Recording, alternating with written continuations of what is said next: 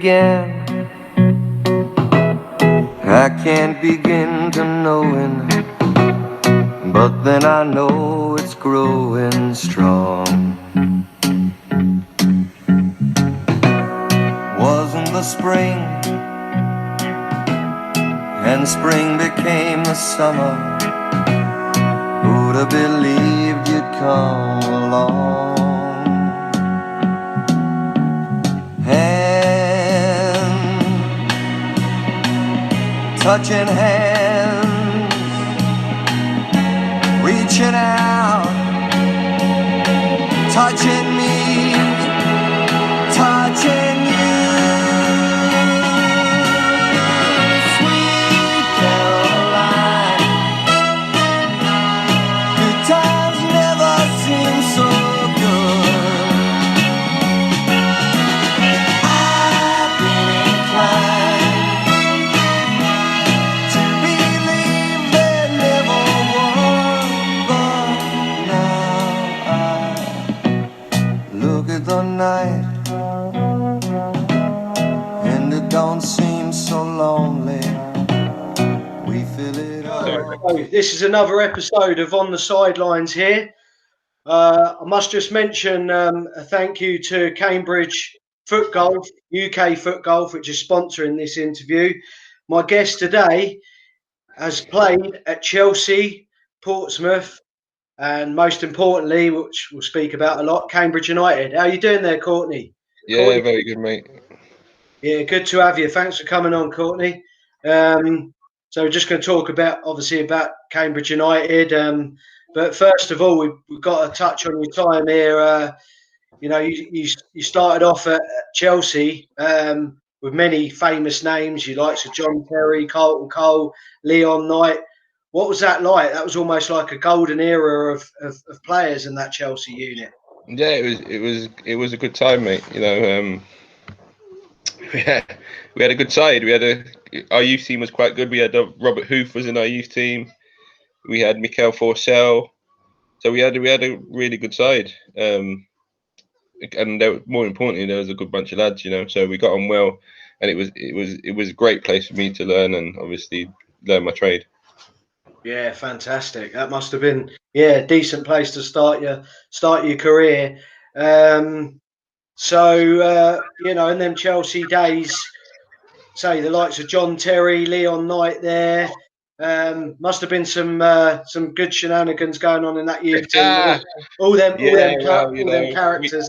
We had the characters, and when you're a youth team player, you know you're with each other that many times because it's not just training. You got duties and you're back and forth to reserve game, first game. So we had to stay behind and wash kit and do duty and clean the changing rooms, all that kind of stuff. So we used to get up to all sorts around the training ground. We used to play strip penalties. We used to play strip penalties. Yeah, we used to play strip on the training ground. And literally, we had training grounds massive. It was in Harleton, so it's a big open space, and there was a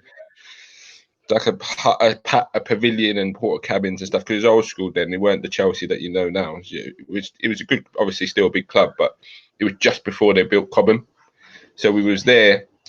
And all fans were there watching and everything. And we were just playing strip penalties down to our slips. So you obviously start in training kit, and it was in little 5-a-side goals. And if you obviously one go in goal, so you took a penalty, then you went in goal. If you missed, obviously you have to take something off. People are running up, boots are playing in one sock, one boot. Yes, your pants, mate. Quality. But those are the days, mate. Those are the days. Past times, yeah, good goings on there, good stories. I was talking to a friend of mine last night actually, and he said you must ask Courtney that he was, you were quite a talent when you were younger, and he mentioned the likes of like Barcelona and clubs looking at you when you were younger. Is that right? Yeah, that was right. But I think they came to watch. We played. I think one of the. I think Frank Leboeuf was coming back from injury, and there was. I think they came to watch him in a reserve game, and I just happened to play in the game and had a good game.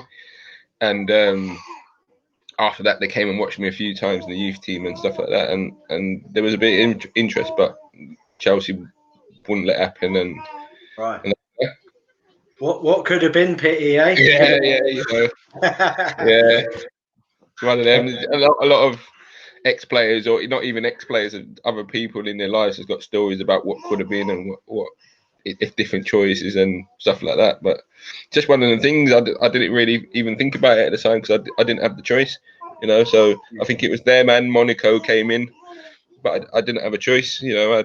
Chelsea wouldn't accept it or wouldn't listen, and I had to stay there. Right, that's fair enough. That's fair play.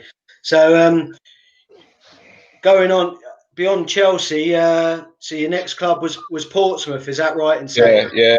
I left Chelsea for a tribunal fee. I went to Portsmouth for 3 years, which was brilliant. You know, I made my first team debut for Portsmouth in the first couple of weeks when I joined, and it was a massive difference for me. Obviously, going from youth team, reserve team football to fully fledged first team football in the Championship. It was tough in my first season, but I thought I'd done all right. First season, considering it was my first season.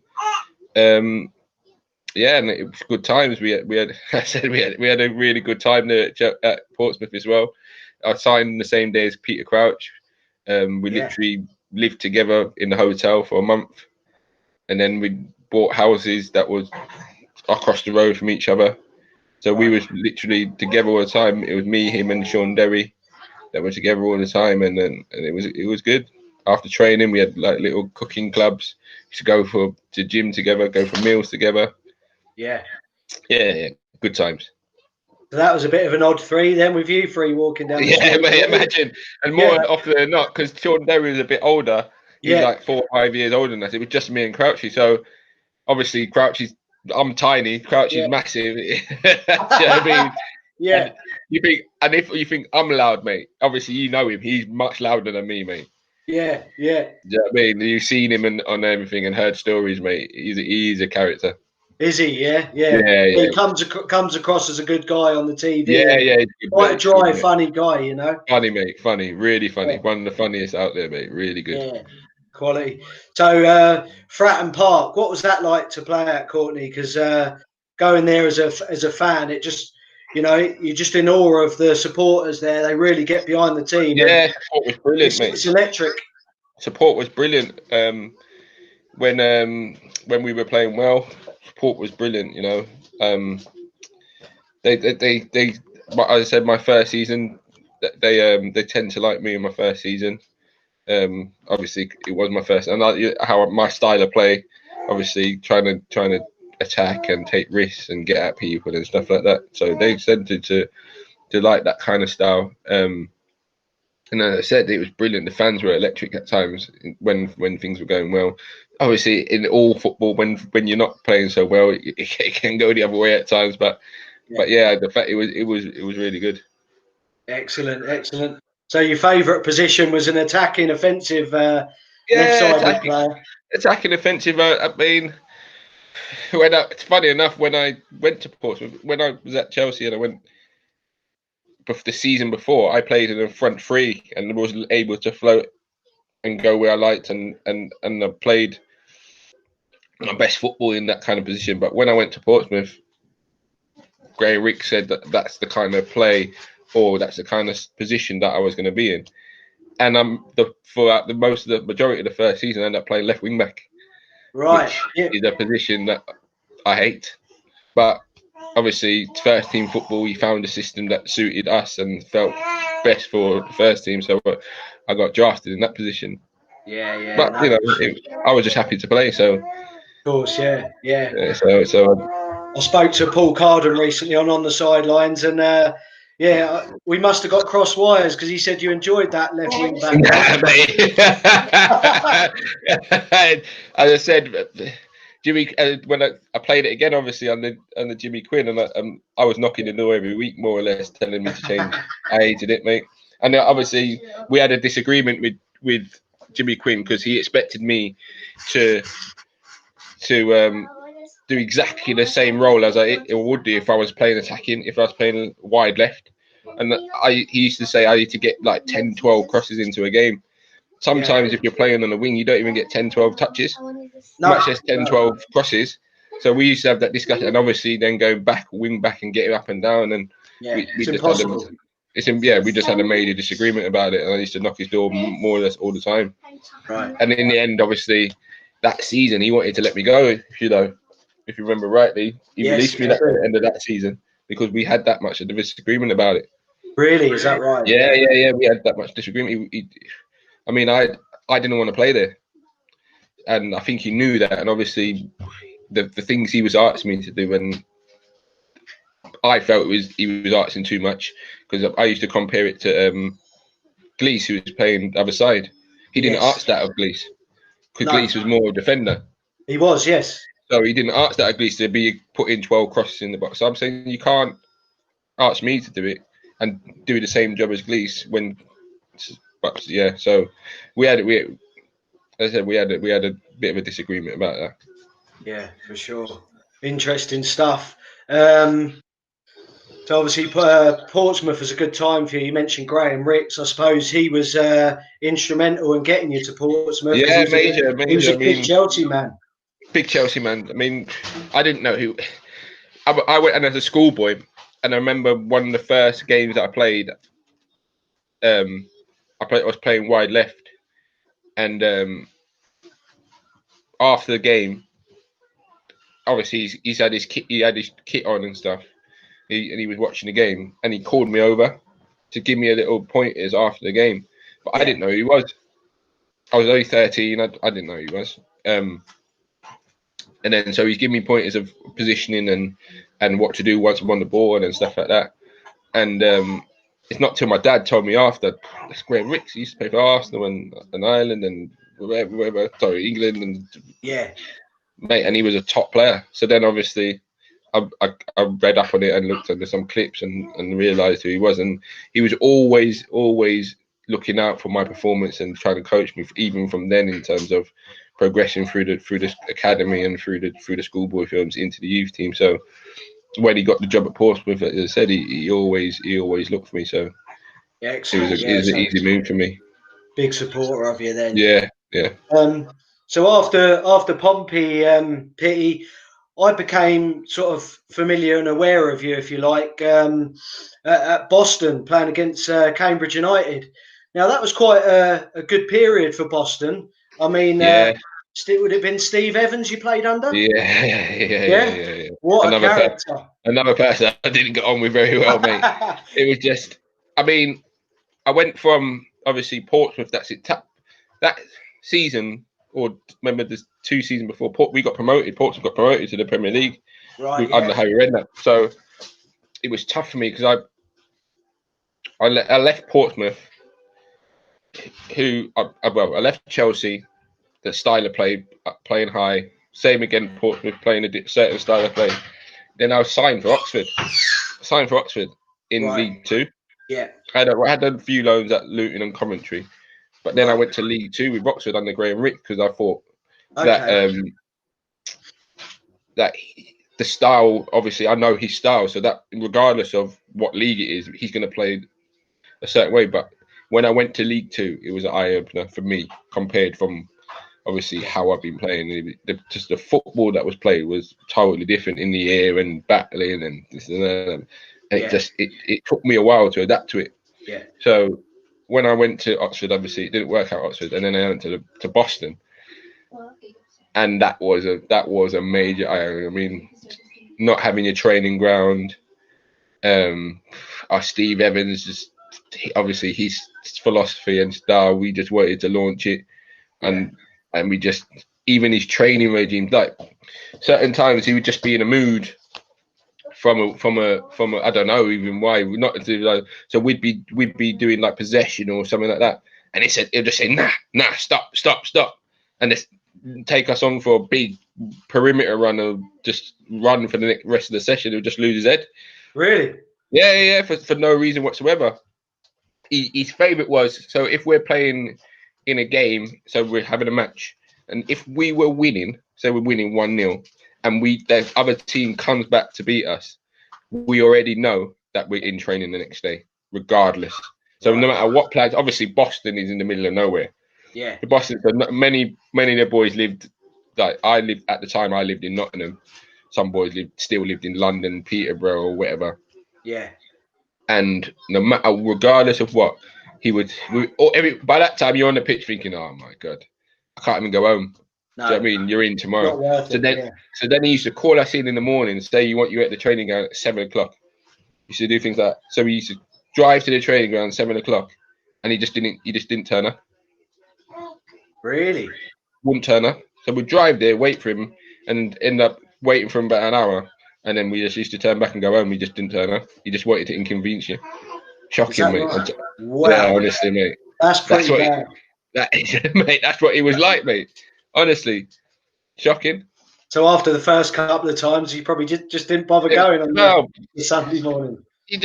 Sunday morning you used to just go. Obviously, you couldn't go home or anything. You knew people lived far and wanted to go home and stuff and see their family and kids, but you just used to inconvenience them so they couldn't and just didn't turn up. Shocking, Wow, mate. That's naughty. Yeah, it is, mate. That's the kind of character he was, you know. Wow, yeah, ferocious, yeah. Shocking, mate.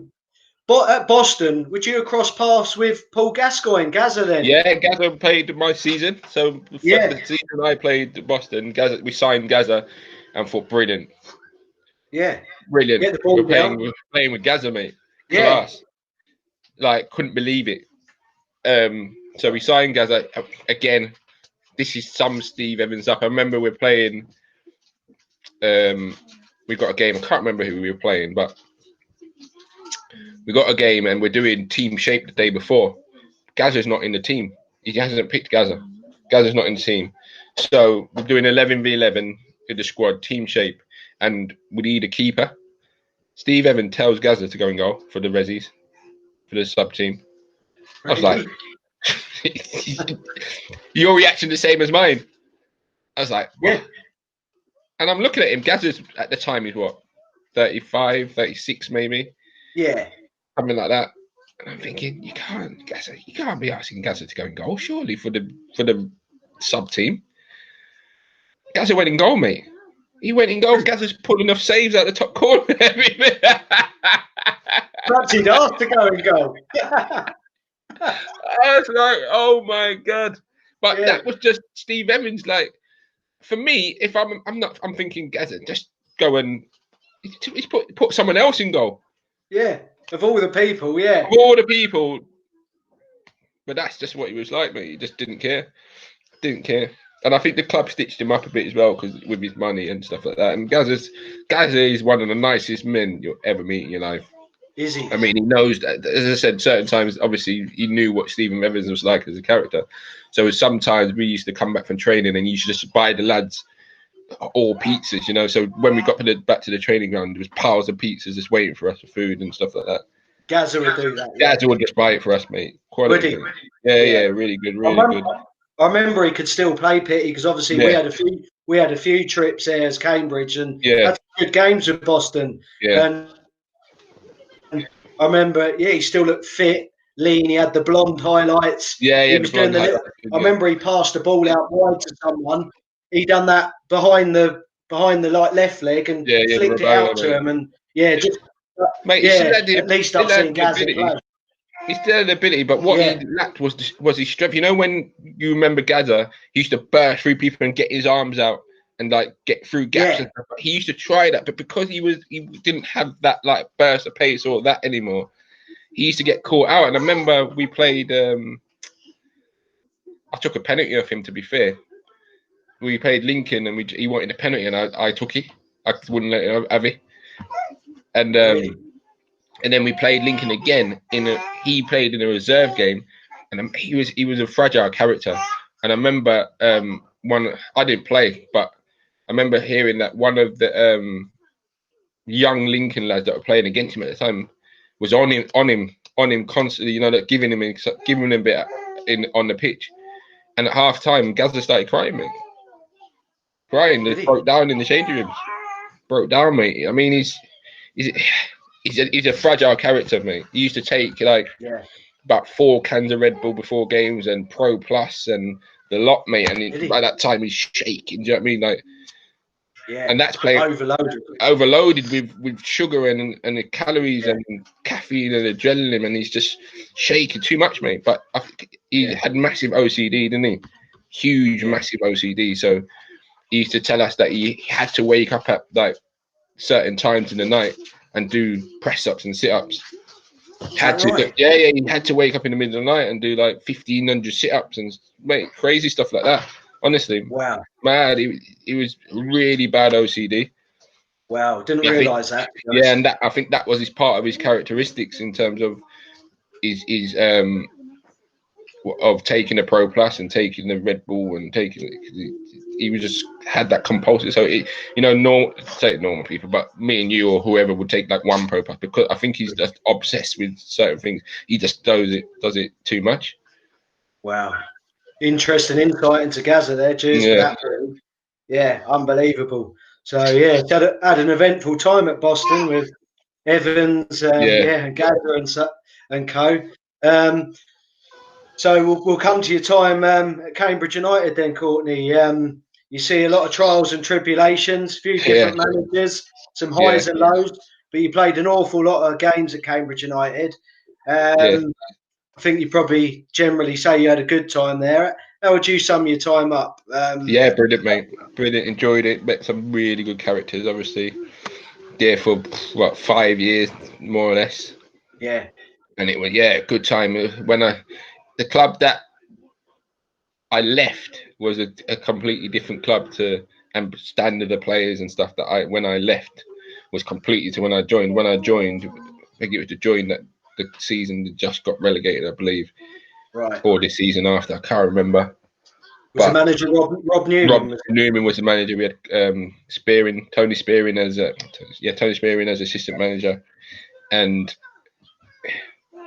I think we scrambled players together. I think they had to scramble. Not much money. They had to scramble players together. So we had like non-contract people coming in, and maybe people coming in for like a few weeks and a month. And it was a tough season. It was tough, but I thought we'd done all right that season. I think we finished mid-table or something like that the first season. I think we done all right. I think with the players and the stuff we had, I think we done all right. I mean, if I remember rightly, the second season we struggled. Because I think he then brought in a few players that I don't know if someone asked me the best and worst, but we had some bad players. We had some players that I don't know that struggled at that level. Yeah, really struggled, and I don't know whether you got the right blend and the right formation and stuff like that. And we, as you know, we nearly got relegated. Oh yeah, so close. We spoke to you about it on Twitter the other week. There, Older shot away. I mean, that sticks out in the memory for Cambridge fans. Obviously, a great game. I must say, big game. It was a massive game. There's a big crowd. Yeah, Aldershot were a good side. I don't think they didn't. Did they get promoted that season or the season after? I think it was the season after, Petey. So the season after, but they were a good side. You could see them obviously what they were trying to do. Yeah, and they were a good side. And huge game for the club. Massive. We knew that if we drew that game, then we'd probably be going down. So to get the win there was huge. Yeah, I remember. I've got a picture just sat on my mantelpiece here by the fireplace, and I got halfway over, like going to join in with the celebrations, and it was the sheer elation, because it was relief because we played well. We'd hit the bar, the post. Had Nicky Ball in goal, who's a good goalkeeper. Yeah, he played well, didn't he? Yeah. I just thought it just won't go in, and then when it went in with I think you crossed it to Robbie. I crossed it to Tibbo, he turned it in. It was just sheer elation. So and that was late, wasn't it? It was a late goal. Well, it must have been 79, 80. Yeah, it was a late goal, but massive result. And then I think we had Tamworth the last game of the season, but more or less we just needed a point or whatever to stay up, and it was 0-0, wasn't it? And just rode out the game. Yeah. But it was massive. As I said, who knows what would happen if we end up in the conference? I don't even know what it is, or the conference south or north at the time. It would have been. Who knows? So I mean, the club would have. Who knows what would happen? Yeah, Yeah, bit so of it was disaster. huge. So It was it's huge. And still, obviously, then the next season we get to Wembley. yeah. How crazy is that? Yeah, I know, yeah. Yeah, Mad. And that's all the shot one. And they were, that season, all the shot were the best team in the league by far. They yeah. were blitzing teams. I can't remember if we played them a few times. I think we had quite good games against them, but they were a good side. They were quick everywhere. If I remember Yes. rightly, they were just rapid everywhere and technical midfield, scored a lot of goals. Yeah, A lot of their players then kicked on and moved on. yeah. Scott Davis and Anthony Davies and Straker, Straker, they had Hilton. Joel Grant, Yeah, Wyden. Yeah, they had a good side. that's true. Yeah. So you got on with Rob Newman then, Pitty. We Yeah, just we mentioned Jimmy Quinn. I know you sort of said on Twitter, he's a little bit of a strange character, and obviously yeah. you didn't He's a see eye strange. to eye with Jimmy. No. He had some strange ways. I remember on the Yeah, the training. little twerks. As I said, like he used to launch golf balls at us at the training ground. We were doing a warm up. Golf balls used to be zinging up. I don't mean he used to be hitting at us, but he used to be bringing. We're warming up. He used to just take his golf clubs and balls Yeah. out the car, start lashing balls at the training ground. And be like, "What's he doing?" I mean, you'd be walking at the Abbey. Obviously, his office. We had to walk past his office to get into the change room, and you just used to hear his goals. Or you hear Quinn 1-0. Really? Yeah, he just had his videos of all his goals, just watching it in his office and on full blast, volume, full blast. But he loved it. Used to join in with training. Mate, He still hasn't got over his playing days then. mate, he just used to love it. He used to join in and just. But he was decent, mate. Like he played Good until he was striker. he played Yeah. until he was 40, didn't he? Yeah, he did. But Yeah, yeah. he was decent, mate. He's good technique and mate, he was good. So he used to join in 5-a-sides on a Friday, and even then you could see him still playing. But he was just a strange character. He took us Bournemouth. I don't know if he took us Bournemouth for twice. He did. He took us that season when we nearly got relegated. He took us that season when we nearly got relegated, and he took us the season after when we went to Wembley. And we were flying that season. If I remember rightly, we were unbeaten up until mid-November, I think, or late October. We hadn't lost a game. Yeah. Flying. And I reckon we would have been. It took us a while to recover from that Bournemouth trip when we got back the second time. And I remember the week we came back, I think we had Woking. Managed to nick a 1-0 win, but we were awful. I remember. Boys took ages to recover from it, mate. Yeah. Boys took ages. And the year before, as you know, as I put on Twitter, we got beat 5-0 by Histon after the Bournemouth trip because the boys just couldn't move. And just pure 4 days of bonding and going out and we did train, don't get me wrong, we used to run on the beach and stuff like that. But after that, he used to say, "See you at breakfast." Run to the bar. Yeah, see you at breakfast. And boys were like, okay. There's no like, it was it weren't organised. He just put us up like in a B&B. I don't even know if it's like a lodge kind of thing. So there was no food put on for you, no kind of nothing. So we was like fending for ourselves, and we just didn't see him. Sometimes you used to go downstairs, you used to see him at the bar with a glass of whiskey. But other than that, you just didn't see him. So we Perhaps were just. he was tucked up in bed watching some more of his goals. Probably, yeah. Probably, yeah. Had it on repeat, mate.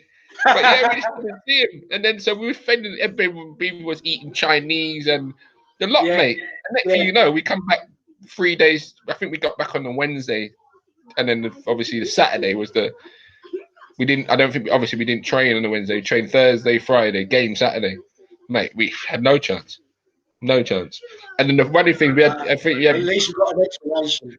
If you remember, we had Danny Carey-Bertram playing. Do you remember Danny Carey-Bertram? Yes. Yeah, so he was a decent player for us. Good player. Good player. But after that, I remember he went, after that game at Histon, he went mad at us. Obviously, we got beat 5-0, so he's entitled to go. But we'd just been in Bournemouth for 4 days. And he wrote people off after that game. So Danny Carey-Bertram never played again for us. But obviously, That was his last game. That was his last game for that Histon 5-0. Won him out after that. But as I said, That's just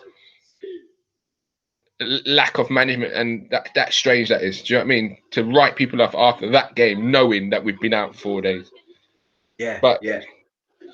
yeah, but Well, yeah. So, as you said, bit of a strange yeah, he was character. just a strange character, mate.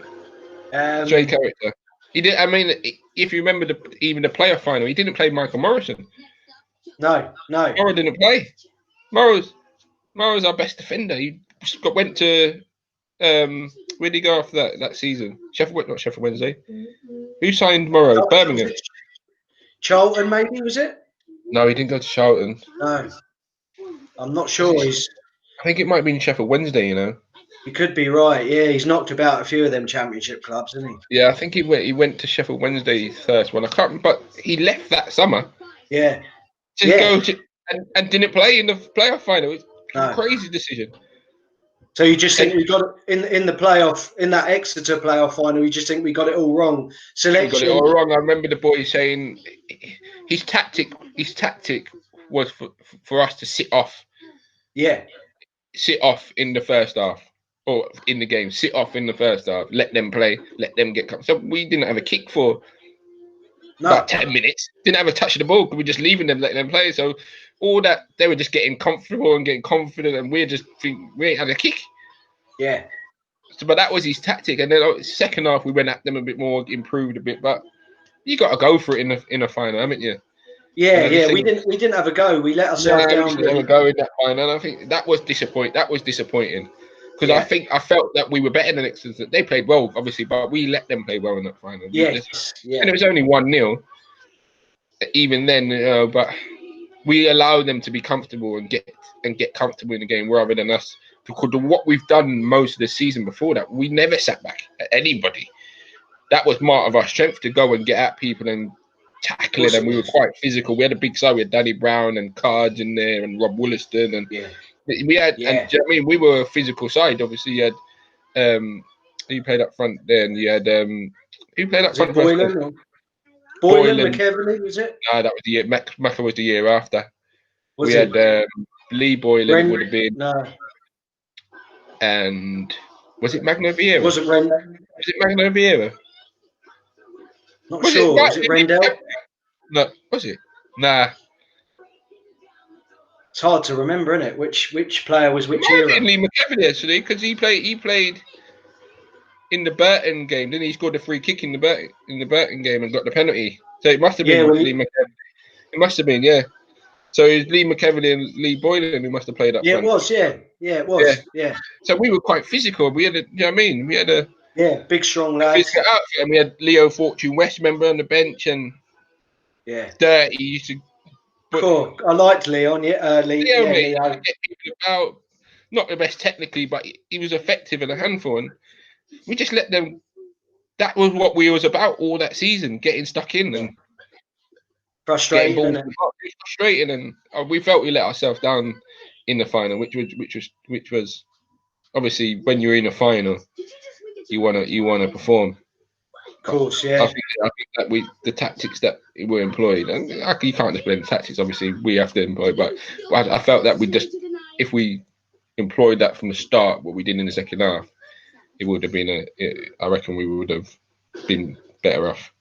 Yeah, for sure. Yeah. And then obviously we're in the same boat against Torquay, another West Country side, and I thought, well, this time we'll do it. For whatever reason, again. I mean that season, I felt we were the best team in the league by far. I felt we were best. I missed the first half of the season because I had a bad knee injury at the start. I got injured in pre-season that season, right. And I didn't come back till December, I think. And I was off and on that season. I couldn't get my fitness up because we had Robbie Wilmot playing, because I missed the start of the season. So we had Robbie, and Andy Parkinson was injured as well, if I remember rightly. He got injured and he came back towards the end, if I remember. So we had so I didn't come back, and then they were playing, and it took me a while to get, because you got no reserve games, so you just basically straight in. Yeah. And I was in and out playing games, and But we felt that we were the best team in that league that season. I mean, Burton went up, didn't they?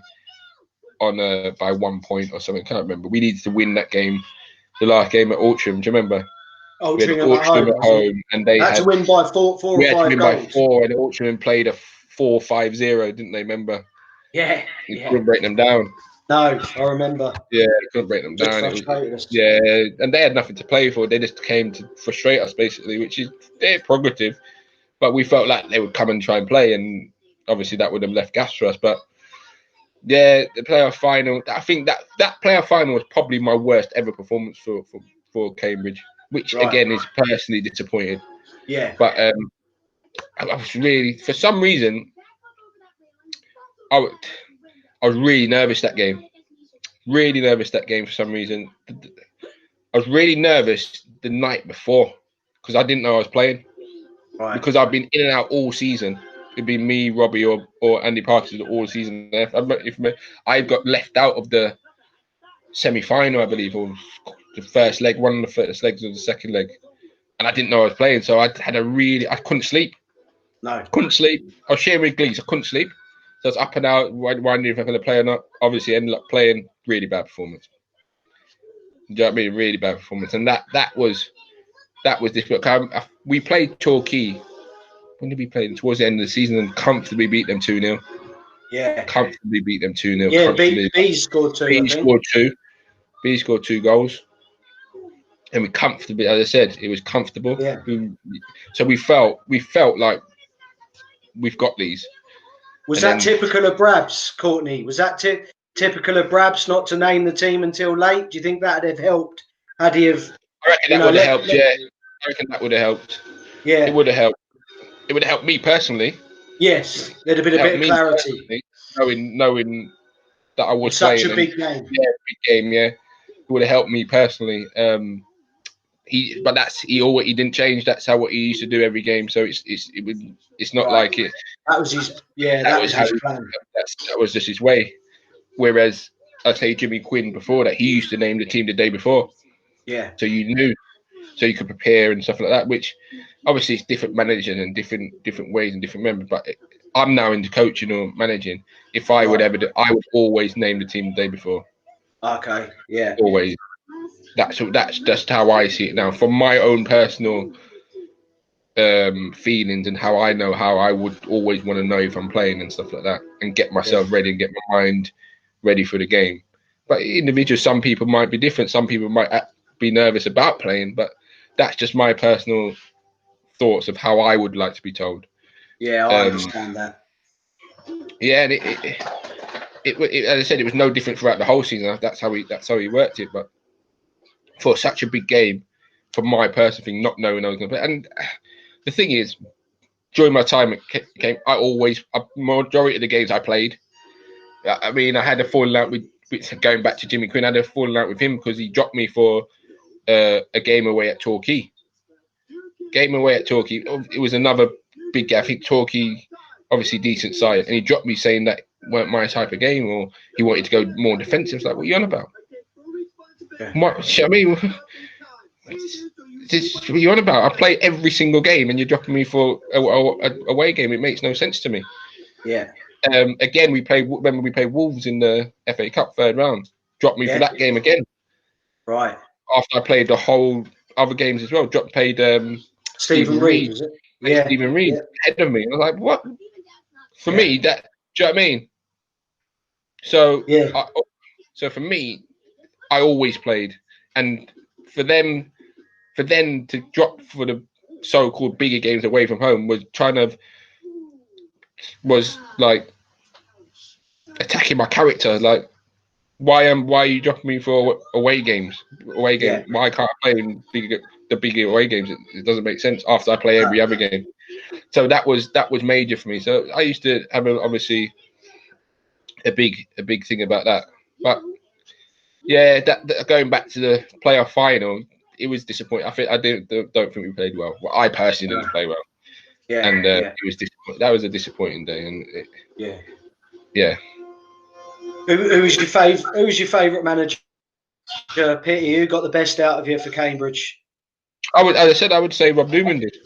I would say Rob Noonan Yeah, just for the fact that he gave me that freedom to play. Obviously, Jimmy Quinn played me wing back, which, as I said, worked for me, and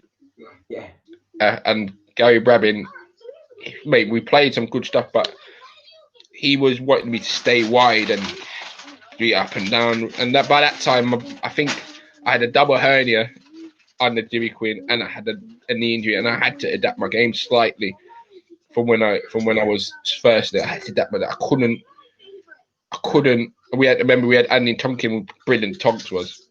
So he used to go flying down the left, and I used to come inside and slip him in and do stuff like that. Yes.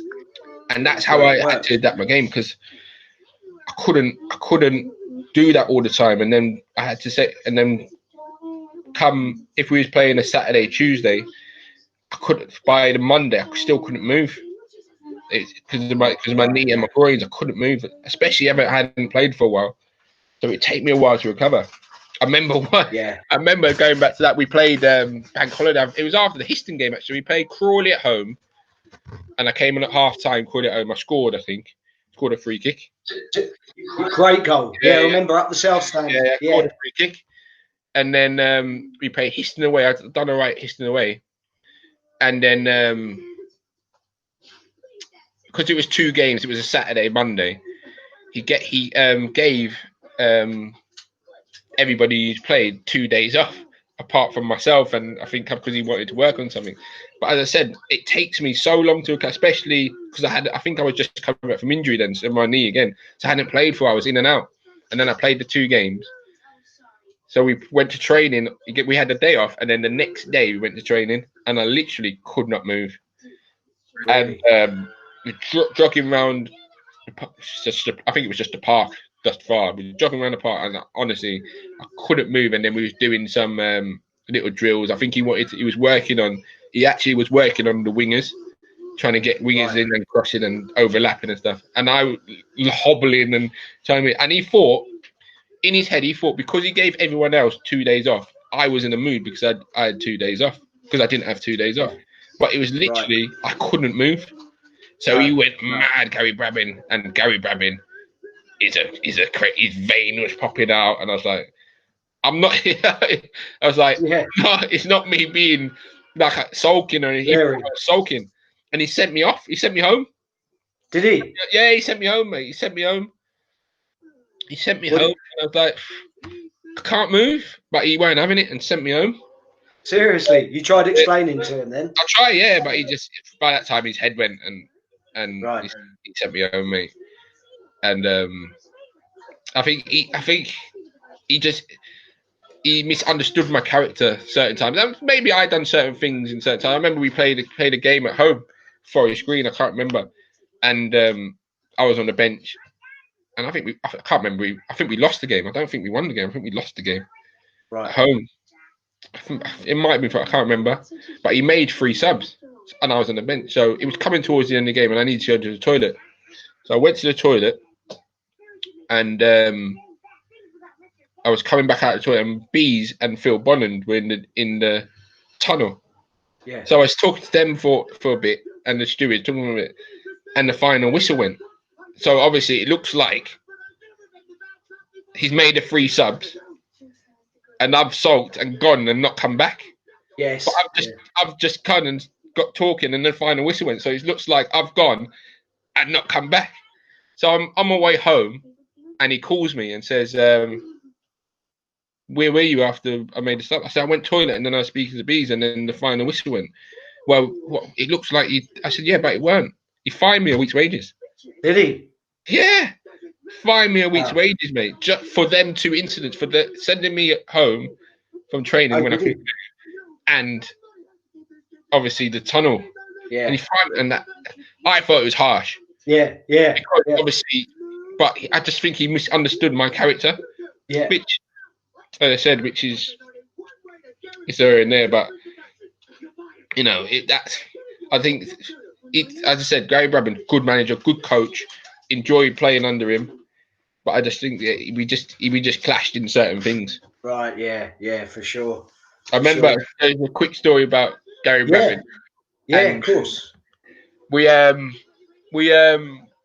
you know, the stand. We understand. There's a gym under the stand. Yeah, the South Stand. Yeah. South stand. There's a gym under there, and we was doing some weights and some circuits in the gym, and we had guys from the uni come in, or uni coming in. I think they're from the uni coming in and helping us with our core and our strength and conditioning people. Yeah. And we didn't have enough equipment, so we was doing pull-ups and some bench press and squats and stuff. We didn't have enough pull-ups, and Gary Bradman was losing his head like, "Fucking, I do this work." So what he did, and no lie, and this is honestly, I haven't seen anything like this in my life. He put his arm against the wall, yeah, held the wall, a pole, and the boys were doing pull-ups off his arm. Seriously. Seriously. Wow. So you know when I said that his vein was popping when he sent me from training, mate, I was like, yeah, no problem, I'm off. Yeah. Christ. Cool. I'm off, mate. Boys are doing pull-ups off his arm, mate. That's crazy. Mate, I haven't seen anything like that in my life, mate. You'd have to see that to believe that, wouldn't you? Mate, unbelievable. Wow. Unbelievable strength, mate. Couldn't believe it. Crazy. That is Yeah. madness. That is absolutely madness. So yeah, wow. How did you find Cambridge as a place, then, Pete? Did you live in Lamb? Beautiful place. Yeah. I lived in Lamb Beach, yeah. I lived in Lamb the Beach house. the last Yeah. 2 seasons I was there. Yeah. And yeah, nice, really nice. Really nice. My missus loves it, mate. She wishes that's her place she wants to go. She loves Cambridge. If she had her way, mate, we'd be living in a village in Cambridge, mate. Yeah, it's a beautiful place. Beautiful place, yeah. Really nice. So Mark Beasley just asked me to ask you who's the best chef in Lamb Beach. I can tell you who wasn't the best chef, mate. and that's you, is it? I was good, mate. I'm decent. Oh, really? He's asking because he knows that I'm going to talk about Hatswell, mate. Hatswell. Hats used to stay with us a few times because obviously he lived in Kiddie and he didn't want to go back. Yeah. So and we used to have a thing where, obviously you go to the shop and one person would cook a day and this, that, and the other. Milton Tesco. The Hats used to make a Thai green curry, mate.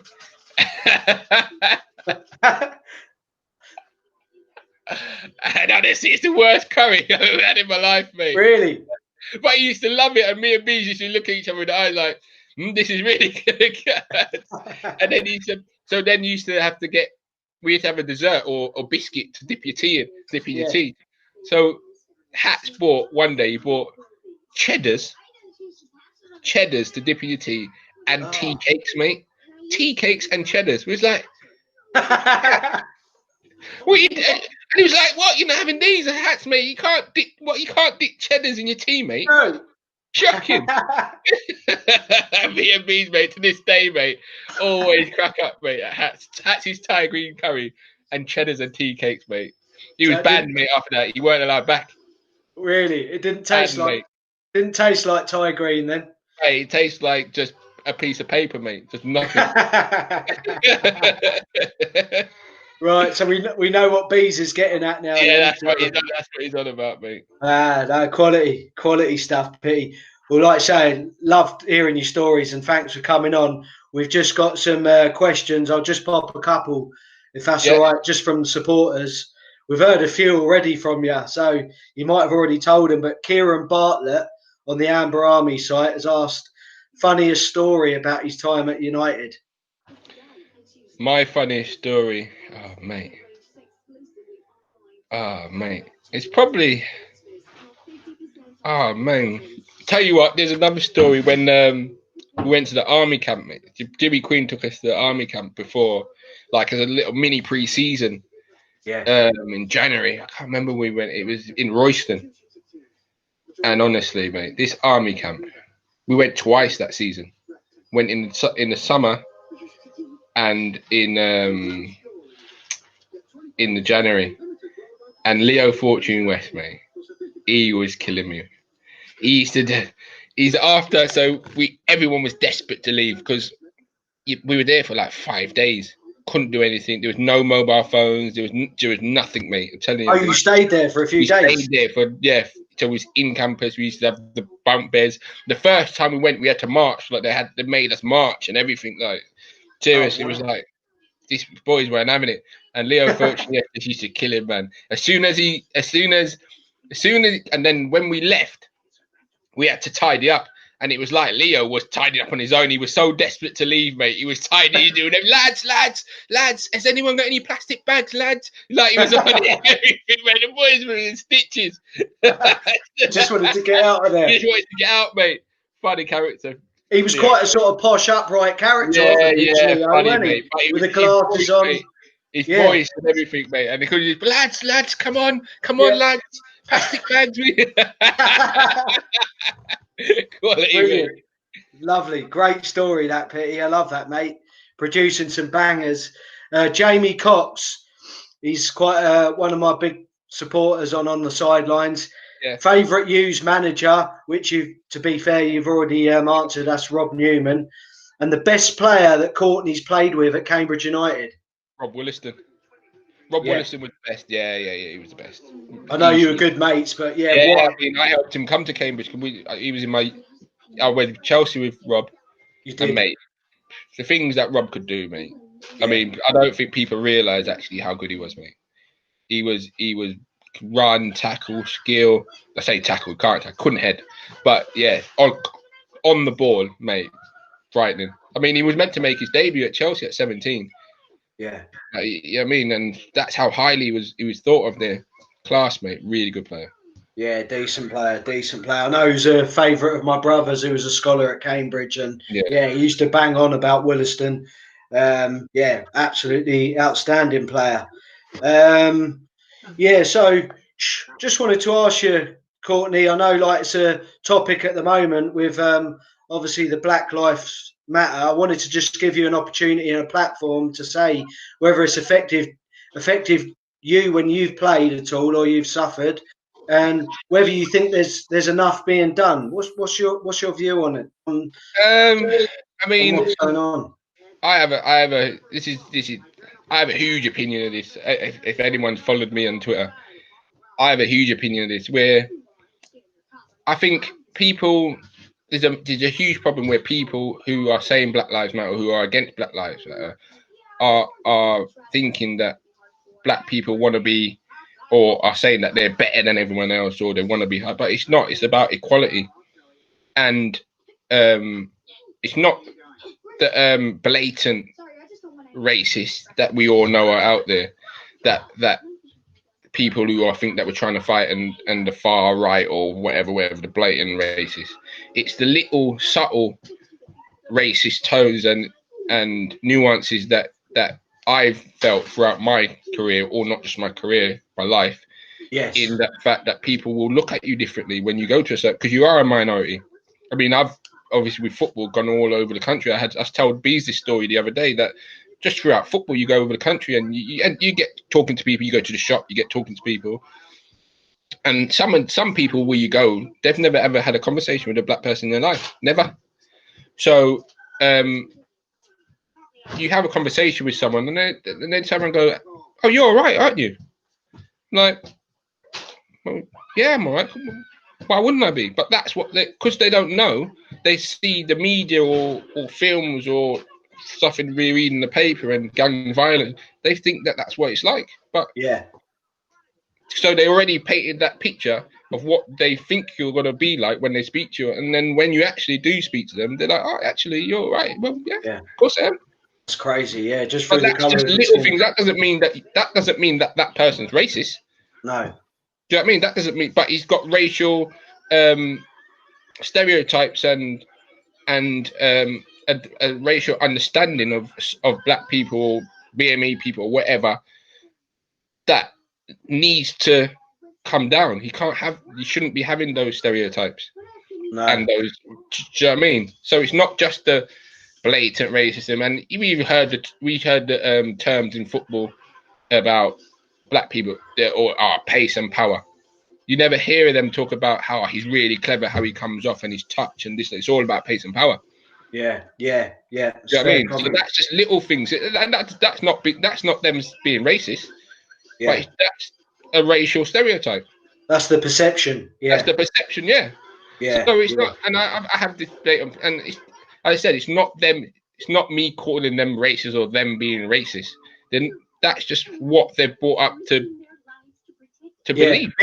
Bit uneducated, if you Yeah, like. yeah, Yeah. and that's what is, but it's language, certain language that's used with black people. And as I said, obviously, you don't need to go into the full background of black people racism that's happened in the past and stuff, but we've got to now believe. And I used to do it before, where someone would say a term or there'd be a racist joke, and I'd be like, I can't even be bothered to Argue it. argue it, or I'd just laugh it off and move on. Whereas Yeah. now I won't. Yes. No, I won't. I will pull it up on it. Yeah. And that's my fault. Where, as I said, I used to just leave it. And it happens in football, it happens in workplaces, it happens in every walk of life where people are doing that and doing that. And the thing that I've noticed on Twitter, both sides, so not just the racism heightened, but on the other side as well, that extremists are coming in. So they're trying to combat, and it's not about that, combating. Yeah. It's not about that. It's about just finding balance and being ways to move forward and try and educate people. I always say education is key. Yeah, sure. Yeah, well said, Courtney. Yeah, no, I agree. I just wanted your views, and like you say, just to give you a platform to sort of get your views across. It's obviously been in the press. The footballers have been taking the knee, and hopefully people are. That's another thing. The knee's a good gesture. The knee's a good, but again, you can't. I see people lambasting people for not taking a knee. I'm like, well, that's up to them. It's up to them if they don't want to take a knee. It is up to them, and a knee is just a gesture. It's what you do. It's what you do, and then what you believe in, how you do that, play that forward. Everyone could take a knee, but that could just mean nothing. Nothing. You've got to then what you do and what you believe in, how you educate people around you and how you educate your children and stuff like that. I'm a big believer of having not just black. I mean, I put black history in school, but it's not black history. It's British history. It's the whole history. Like teach about obviously migration and immigration and the Windrush stuff and that kind of stuff, and black people who were successful and stuff. You don't learn that in school. No, you don't learn. You learn about Guy Fawkes and the Great Fire of London and all that kind of stuff. I mean, we celebrate Guy Fawkes every year. People burn him at the stake every year. Like, makes no sense to me. Yeah. You know what I mean? But as I said, that I could talk about this for ages, mate. Yeah, hopefully, like I say, we're in 2020 now. It surprises me. There is some, if you excuse, there are some morons out there, but if we're still having issues now, it's crazy. But as I said, it's education. It's education. People, I mean, I don't know how. Sorry, I know you're going on, but no, you're fine. People, I had someone on Twitter the other day talking about he went to Leicester and they've lost their British values.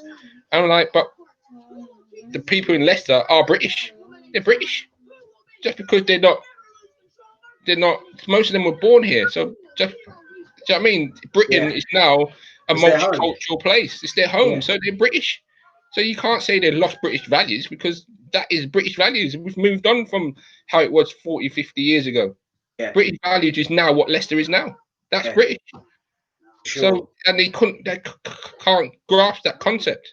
So you're basically saying what is British. So you got to define what you believe is British. Am I not British? Do you know what I mean? Or do you know what I mean? Because I don't look British. Yeah. And that is Britain now. We've evolved. Do you know what I mean? Yeah, exactly. Exactly right.